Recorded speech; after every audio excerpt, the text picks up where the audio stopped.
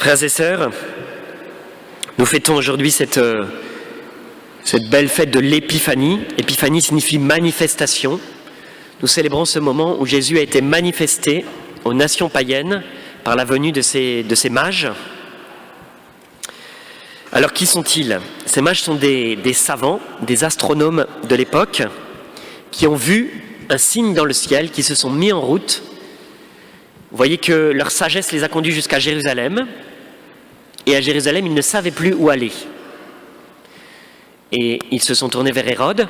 Hérode a fait consulter la Bible et il leur a donné la destination finale, Bethléem en Judée, parce qu'il était écrit dans le prophète Michée que le Messie devait naître là-bas. Alors vous voyez que la sagesse des hommes permet de s'approcher de Dieu, mais si on veut le rencontrer, il nous faut passer par la parole de Dieu. Voilà. Alors ils ont été jusqu'à Bethléem et là ils ont rencontré l'enfant, ils se sont prosternés. Ils ont offert ces 3 cadeaux, l'or, l'encens et la myrrhe. Vous savez que chaque cadeau a une représentation symbolique, une valeur symbolique. L'or représente la royauté de Jésus. L'encens, la divinité. Nous mettons de l'encens pour honorer Dieu. Et puis la myrrhe, c'est ce qu'on met pour ensevelir les morts. Et du coup, l'humanité de Jésus, le fait qu'il soit mortel. Voilà. Alors il me semblait, cette venue des mages avait été prophétisée de manière admirable par Isaïe, qui avait déjà vu les chameaux des peuples orientaux se mettre en route et arriver jusqu'à Jérusalem et se prosterner devant le Messie. Alors je voulais vous proposer de prendre 3 bonnes résolutions. En ce début d'année, vous savez, on prend des bonnes résolutions. 3 bonnes résolutions guidées par ces mages, par 3 attitudes des mages pour cette année. Alors première bonne résolution que je voulais vous proposer de prendre, une bonne résolution de miséricorde. La venue des mages est une œuvre de miséricorde. Je voulais vous faire un petit exercice pour mesurer combien nous devons tout au Seigneur. Alors voici l'exercice. Supposons que nous mourrons tous cette nuit et que nous paraissons devant Dieu cette nuit et il nous pose cette question. Pourquoi devrais-je t'accueillir au paradis? Que répondez-vous? Alors je vous laisse 1 minute pour préparer votre réponse. Attention, il ne faut pas se tromper. Alors que répondez-vous si ce soir, cette nuit, vous paraissez devant Dieu et qu'il vous dit « Pourquoi devrais-je t'ouvrir les portes du paradis ?» Vous avez préparé votre réponse? Alors peut-être vous avez répondu, alors je suis obligé de deviner parce que je ne peux pas vous faire répondre. Peut-être vous avez répondu parce que je suis quelqu'un de bien, ou alors parce que je vais tous les dimanches à la messe au Pont du Las, c'est bien. Ou alors parce que, je prends mon temps de prière fidèlement, voilà. Alors si vous avez répondu ça, mauvaise réponse. Vous êtes tous éliminés. En fait, il n'y a qu'une seule bonne réponse. C'est de répondre par miséricorde. Parce que Jésus est mort pour moi, pour me sauver. Je ne suis pas quelqu'un de bien, ce n'est pas par mes mérites, ce n'est pas par mes bonnes actions, ce n'est pas parce que je vais à la messe que je mérite le paradis. Seigneur, je ne mérite rien, mais par miséricorde, ouvre-moi la porte du paradis. Alors là, c'est bon, vous êtes sauvés. C'était la réponse que vous aviez préparée? Alors si vous étiez plutôt dans les premières propositions, en fait, vous êtes, sans le savoir, pélagien, qui est une hérésie, qui est de croire qu'en fait, par nos bonnes actions, on mérite le salut. Et alors ça a été condamné par l'Église. On ne mérite pas notre salut. On ne peut rien faire pour mériter le salut. C'est parce que Dieu nous aime par surabondance de son amour, parce qu'il est mort pour nous. C'est par ce qu'il a fait que nous pouvons accéder au paradis. C'est pas par ce que nous faisons. Voilà, que nous sommes sauvés. Du coup, c'est par miséricorde. Alors nous sommes dans l'année de la miséricorde. Le pape François nous a invité toute l'Église à vivre une année de la miséricorde. Du coup, je voulais vous proposer de prendre une résolution de miséricorde pour recevoir la miséricorde et pour la donner. Alors, pour la recevoir, je pense qu'on peut la recevoir spécialement dans les sacrements, en particulier l'Eucharistie, où Dieu se donne à nous par miséricorde, dans le sacrement des malades, et aussi dans le sacrement de la confession, qui est vraiment le lieu de la miséricorde. Du coup, voilà comment recevoir la miséricorde.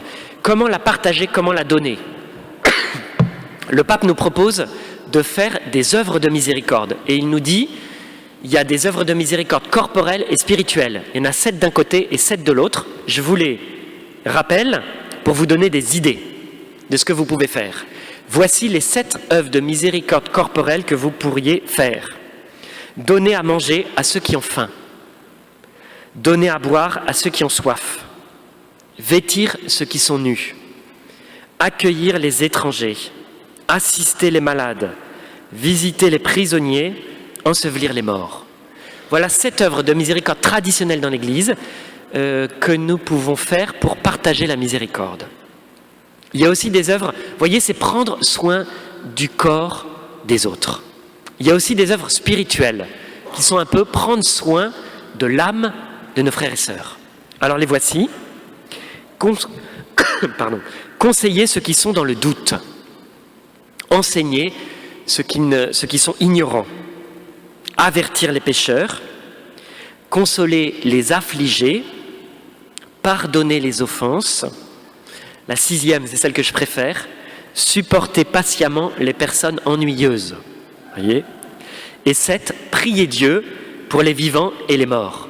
Donc vous voyez, ça vous donne plein d'idées. En fait, c'est prendre soin des autres, à la fois corporellement et spirituellement. Voilà les œuvres de miséricorde. Alors, quelle résolution de miséricorde voulez-vous prendre pour l'année 2016 pour la recevoir et pour la partager? Deuxième résolution, je vous propose de prendre une résolution de prière. Écoutez les mages. Quand ils virent l'étoile, ils se réjouirent d'une très grande joie. Ils entrèrent dans la maison. Ils virent l'enfant avec Marie sa mère.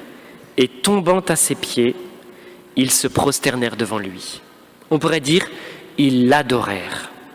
La première chose que vont faire les mages en voyant Jésus et Marie, c'est se prosterner et adorer. Alors c'est ce que je voulais vous proposer. Quelle est la place de la prière dans ma vie?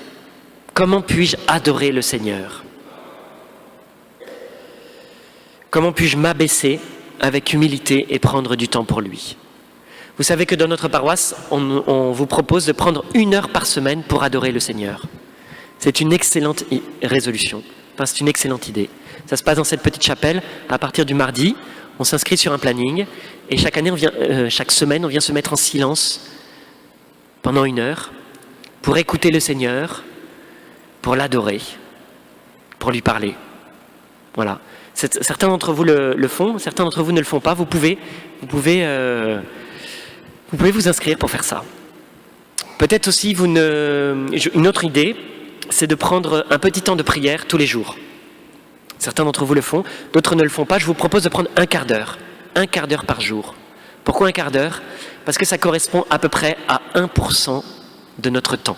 1 quart d'heure par jour, ça correspond à peu près à 1% de notre temps. On peut bien donner 1% de notre temps, non, au Seigneur? Quand on compare avec d'autres activités comme la télévision, l'ordinateur, les bavardages, vous voyez, voilà. Qu'est-ce qu'on fait pendant ce quart d'heure? On se met devant le Seigneur, on peut lire la parole de Dieu, on se met en silence, on lui présente des intentions, on l'écoute, on le prie pour ceux qui ne le connaissent pas. Et voilà. Peut-être vous dites, c'est difficile la prière, j'ai déjà essayé, moi j'ai vraiment du mal. Je vous rassure, c'est difficile pour tout le monde. Tout le monde a du mal. Si vous avez du mal pour prier, c'est bon signe. C'est que vous êtes comme tout le monde. Voilà. C'est une lutte, la prière. C'est une lutte. Sans cesse, nous sommes tentés de faire d'autres occupations, de faire d'autres choses moins importantes. Et puis nous sommes pris par les distractions, du coup nous remettons sans cesse. C'est jamais urgent la prière, voyez, mais c'est toujours important. Alors si c'est un peu difficile pour vous, c'est normal. Sans prière, on pourrait dire, on est mort. Jésus nous dit, hors de moi, vous ne pouvez rien faire. Voilà. Du coup, deuxième résolution, après une résolution de miséricorde, une résolution de prière. Comme les rois mages, venir adorer le Seigneur. Troisième résolution que je vous propose, une résolution de conversion. C'est la fin du texte. Avertis en songe de ne pas retourner chez Hérode, ils regagnèrent leur pays par un autre chemin. Les mages sont avertis qu'il faut changer de chemin.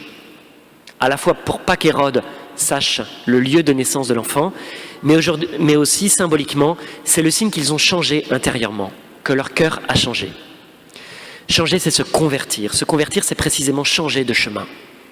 Alors je voulais vous proposer de vous poser cette question. Quel est mon problème vis-à-vis du péché aujourd'hui? voyez, quel est le péché qui est problématique dans ma vie. Peut-être c'est assez facile à trouver. Et du coup prendre une résolution en disant « Je veux me décider pour lutter contre ce péché qui me pourrit la vie ou qui revient sans cesse ou voilà, qui est problématique. Demander la grâce au Seigneur, de lutter contre, de le faire disparaître de ma vie, de l'éradiquer. S'il revient, de me confesser et de lutter jusqu'à ce qu'il disparaisse. Voilà, de changer de chemin, de quitter les mauvais chemins du péché. En demandant la grâce de Dieu et la force pour lutter. Et puis, en se confessant le nombre de fois qu'il faudra jusqu'à ce que ça disparaisse. Voilà. Alors voilà les résolutions que je voulais vous proposer de prendre en ce début d'année avec le Seigneur. Je vous laisse un petit temps après l'homélie pour réfléchir, un petit temps de silence, se dire qu'est-ce qui est important pour moi dans ma vie, quelle décision je veux prendre. Et puis on va se confier au Seigneur. Seigneur, tu nous donnes aujourd'hui le modèle des mages qui sont venus par miséricorde, qui ont marché de loin et venus te trouver par miséricorde. Seigneur, donne-nous la grâce dans cette année de la miséricorde que nous invite à vivre le pape François. Donne-nous de vivre de la miséricorde. Seigneur, c'est par miséricorde que tu es venu nous sauver. Tu veux nous donner ta miséricorde sans cesse. Donne-nous de la recevoir et de la transmettre à nos frères et sœurs. Seigneur, donne-nous d'être déterminés dans la prière, de ne pas passer une journée sans nous être arrêtés un instant pour te prier. Toi qui es tout, qui as tout fait pour nous, donne-nous de consacrer un peu de notre temps à te prier. Enfin, Seigneur, donne-nous de quitter les mauvais chemins. Donne-nous la grâce de lutter de toutes nos forces contre le péché qui nous rend esclaves, qui nous rend tristes, pour que nous puissions accueillir ta joie. Amen.